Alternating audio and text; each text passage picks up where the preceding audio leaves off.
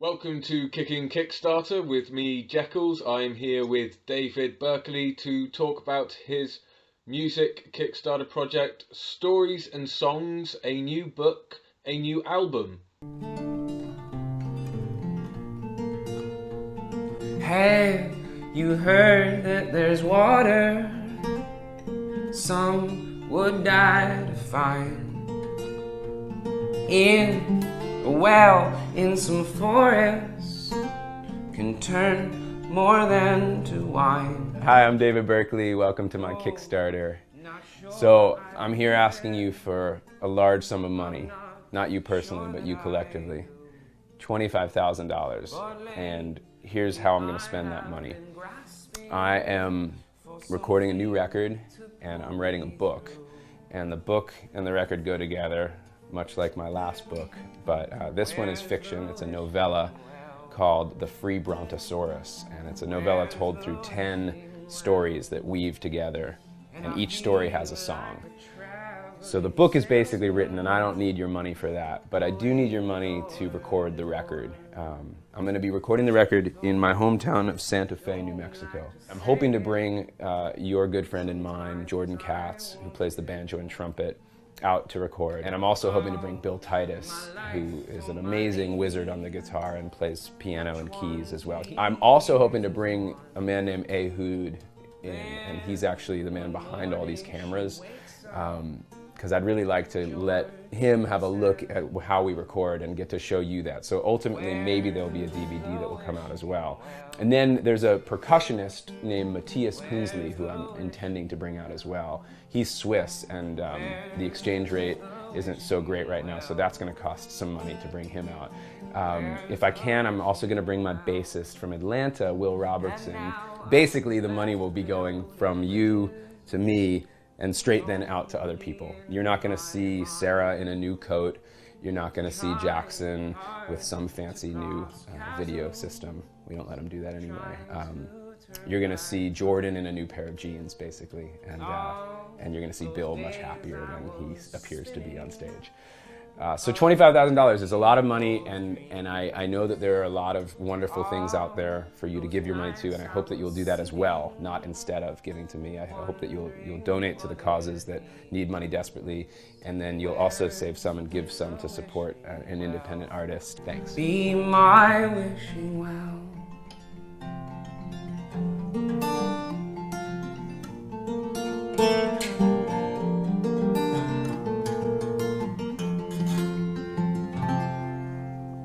Tell us the background of this project. Well, so this is actually the second book record combo I've tried to do. The first was a book called 140 Goats and a Guitar, and it told the stories behind my record 2 records ago. The record was called Some Kind of Cure, and each piece in that book set up a song on the record. And I really liked that combination of letting an audience kind of look behind the curtain a bit and read about what inspired the songs. This project is a little different in that the book is fiction, so I've written basically a novella of 10 stories that all intertwine together, and the characters meet each other in other stories. And then I'm writing an album, or we're recording it right now, of 10 songs, one for each of those stories. The stories are written in third person, so there's a little bit of distance in the writing, and the songs are all first-person songs, more or less from the perspective of the main character in each story. So what you'll get in the end, sorry, we're recording right now. Let me move into another room where it's quieter. That's all right.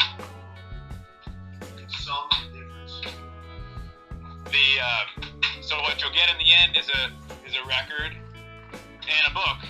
I think that the book and the record, I hope, will stand alone, so you don't have to do them both at once. But I think if you do go through the project like I intend it, where you read the book and then listen to the set of songs, I think there'll be a big payoff. What inspiration do you draw from when you're creating your lyrics and music? You know, I mean, in general, I write lyrics about my life and the world around me, and I'm married, I've got 2 kids, I write a lot about them. I I travel a lot, as I tour as a musician, and we moved a lot. I read a lot about, the places that I come across and the people I meet. But this project is different because of the book component. These songs and lyrics were really all inspired by the stories that I wrote. So although some of the themes and emotions are things that I certainly relate to, because I wrote the book, but I really tried hard to get into the mindset of these characters. And so this is my 6th album, I think, and I think that these songs have a different range of topic and theme because I'm trying to incorporate the lives of the characters. And what are your musical influences? What bands do you enjoy listening to?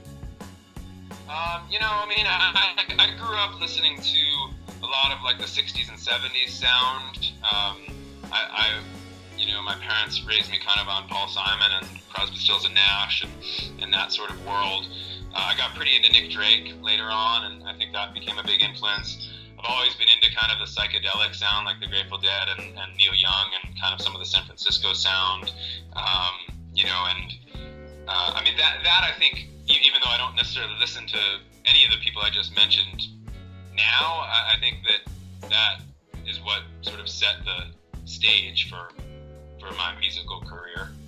Just tell us a bit about the last 5 albums that you've done in your career up to this point. Yeah, I've released a bunch of music now, primarily independently. I've been with a couple different labels at different times, but I like having the control, and I also haven't really necessarily found that labels are worth what they take. I tour a lot. I used to tour a fair amount in England and the UK. I'll be back there in June and early July, so that's good. I'll be in London, I think, on June 25th, maybe. But we'll be in a bunch of different places in England. I have 2 kids, so I've had to really cut back on my touring. That's a mixed bag. I really like touring, but it gets pretty wearisome after a while too. And of late, like I said in the beginning, I've been really focusing on this combination of words and music, and that's added an element to my touring that I really enjoy, because I often read from the book or my stories at my concerts, or I'll mix in bookstores where I do readings at bookstores before a show, and that's made it a little more interesting for me. I love playing live, though. It's a real joy for me to get to share my songs, and a lot of my music has a kind of melancholy vibe to it, but I really enjoy like talking to audiences between songs, and that tends to kind of be a funnier part of my show, and so you end up sort of with this kind of range of emotion where you're laughing a lot and then you're kind of hit really hard. That's kind of what I go for. What is it that draws you to the written word as well as the music? With my skill set as a songwriter, which is a narrow one, I don't always feel like I can write. There are certain things that I see and feel and observe that I can't get into a song, or the way I get it into a song kind of condenses it into a certain. Yeah, I guess what makes me interested in writing books or working on that and songs is that I feel like there are certain things that, for me as a songwriter, I can't really figure out how to express through song. My songs are very emotional. I think I do a good job of getting like the broad strokes. I use a lot of details in my songs, but I try to hit at certain universal emotions in a certain economical way, because you don't have the time and space in a song. You have to, it has to be 4 minutes or so. And so I see things in the world, or I feel things that I might express in a song in a certain way, but I can't enrich in it with some of the details and the backstory and maybe some of the funny asides or whatever that you might be able to do and explore through prose. And so with this project, I really felt that. A lot of the stories are these character sketches where I have written these songs about these characters, but in the stories, you really find out why and how they've come to be in the place they're in and why they feel these things and who the other characters are that interact with them, and all of these other things that I can't put into a song. And I think that from an audience's perspective, I think that's kind of an interesting thing. Not all of us write songs or write stories, and so I think some people just kind of take it for granted that you get an idea and you write it in some genre or other, but actually there are certain genres that lend themselves to certain types and forms of expression, and they're not all the same. And so this for me has been this interesting exercise in taking the same starting point and going this way with a story and that way with a song, and then they can interact, and like sometimes I've tended to write the stories first and then the songs, but sometimes I'll get a metaphor or an image that I have in the song that really works lyrically but wasn't in the story at all, and I'll either leave it that way, or sometimes I'll go back to the story and add that into the story now, and then there's this sort of double power, so that they kind of have been interacting with each other in the writing process. And how have you gone about marketing this project and promoting yourself to a wider audience as possible? I mean, I haven't done it all yet because I'm still in the process of finishing the book and writing the music. But once we get a little closer to the finish line, I mean, we're in day 7 of recording. We'll probably finish recording in a couple of weeks, and then I'll start to make my game plan. I mean, the book, I need to shop to some publishers, and that will definitely determine how we release everything. The music, I don't plan to shop to labels, but I plan to work with a publicity team and a radio promoter and things like that. I mean, that tends to be what I do, and then I'll tour, But I've kind of reached a point in my career where I'm like sort of comfortable with a certain cult level of following. I'm not necessarily, expecting or aiming for global recognition. I just want to be able to make like a really good product that people can relate to and are moved by. And what do you hope to do with the funds once you've reached your goal on Kickstarter?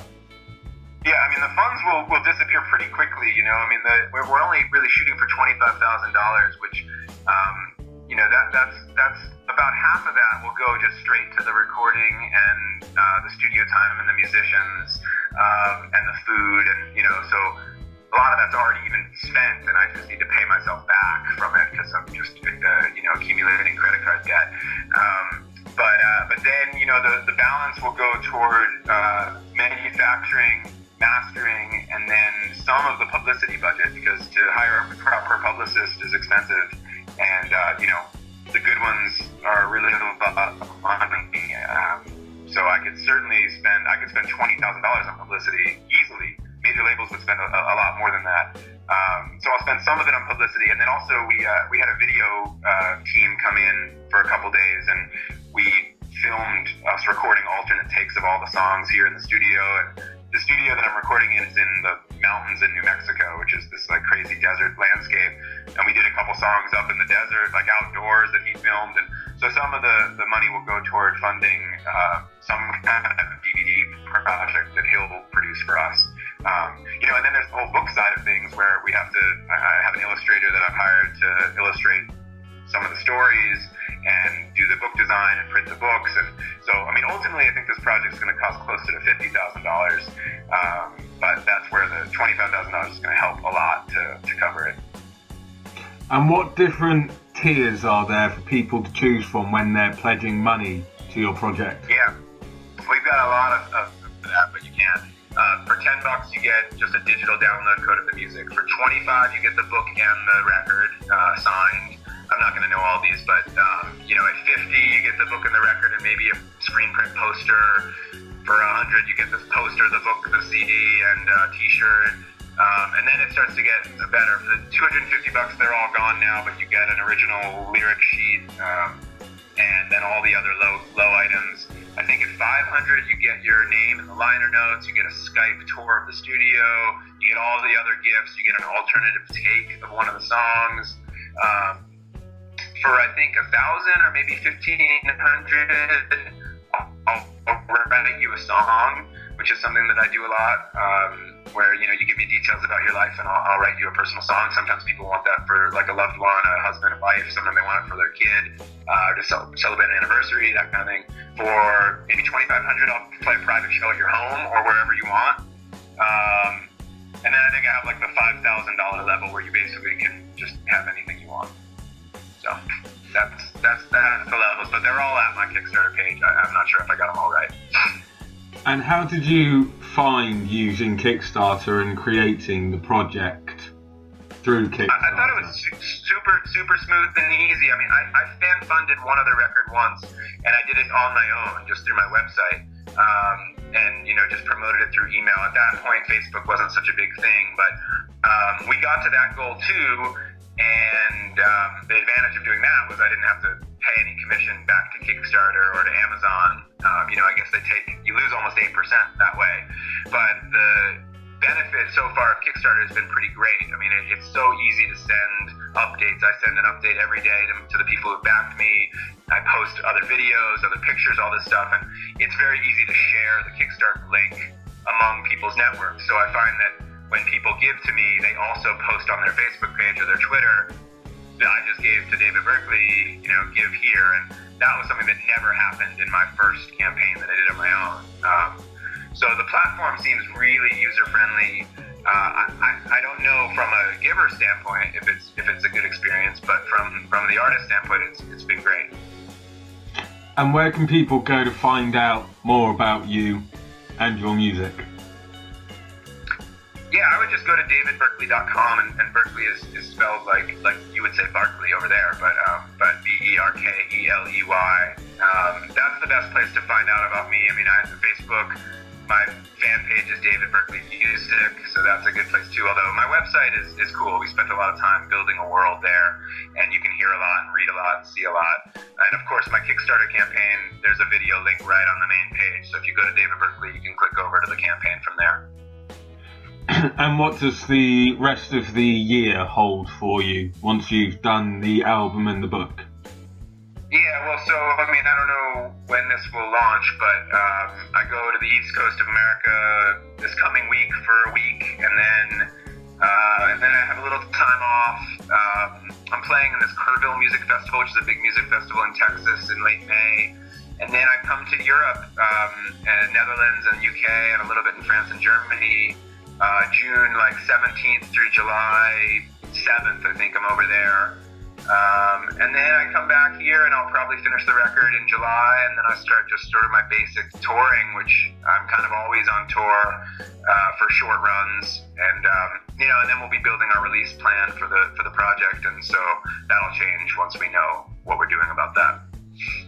Thank you very much, David Berkeley. James, thank you. That's all right. Thank you very much for talking to us about your Kickstarter project, a new album and a new book. It's been a pleasure. Appreciate it. Bye-bye.